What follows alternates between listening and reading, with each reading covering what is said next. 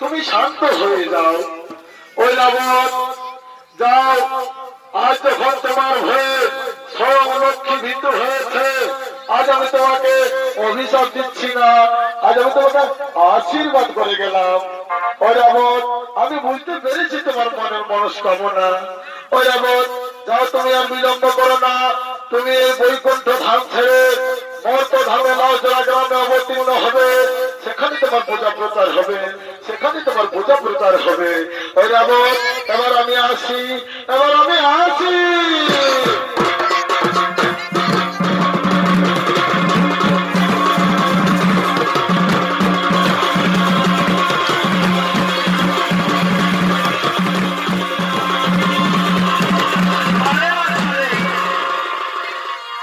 শুধু দর্শক মন্ডলী, এদিকে নারায়ণের আশীর্বাদে ঐরাবত হাতি বৈকুণ্ঠ ছেড়ে মর্ত ধামে লাউজলা গ্রামে অবতীর্ণ হলেন।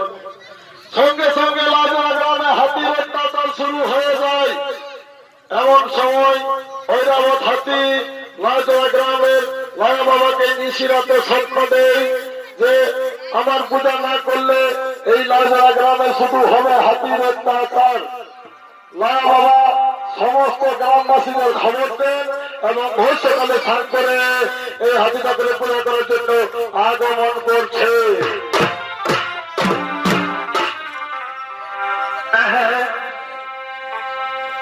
সকালে আর বেলা ঘুরে যাচ্ছে, সকালে বেলা ঘুরে যাচ্ছে। দেখে নবে ননু, দেখে নবে বাবু, দেখে নবে চুরু হুবু, আরে লায়া কোথায় আছে বড় বড় চুরু করে এগো খুঁজে খুঁজে খোঁজে গেলি কোথাও পাবি না। আরে রোদে রোদে লায়া বাবা এই চুয়ার খাতে যাই রে, মহুলা খাতে যাই। খুঁজে বলি কোথাও পাবি না।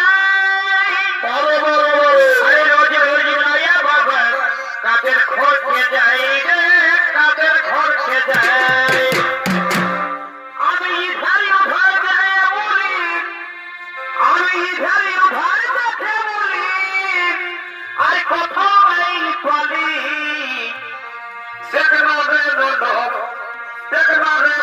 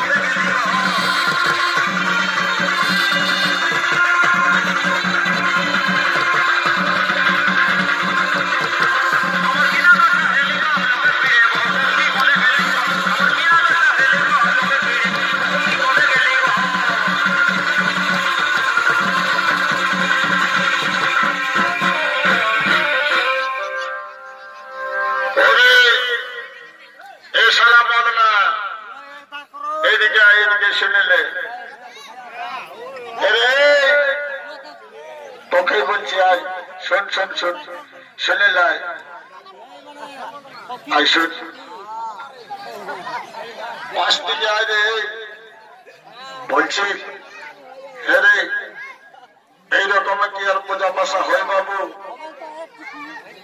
কি হইলো লায়া বাবা?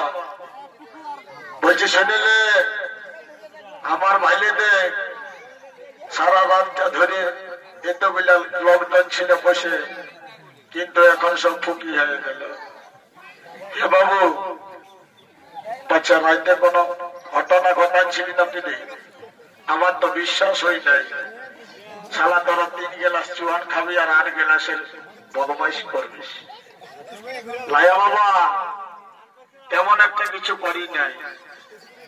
আমি শুনেছি এবার গ্রামে নাকি ভক্তা ঘোরাতে নিতে ভগবতটা হয়, এই জন্য সবাই চড়চড়া করতে ঘর চলে গেছে মনে হচ্ছে। তো বলছি হে রে, আর সঙ্গে মদনা আসতেছিল তো। লায়া বাবা, এই মদনাটা না বড় খারাপ হয়ে গেছে, বুঝলে না? সবাই আসতেছিল আর আমার কোন ঠিক যে পেছন দিকে পেছাই গেল, মনে হয় সবার চুয়ান ভাতি।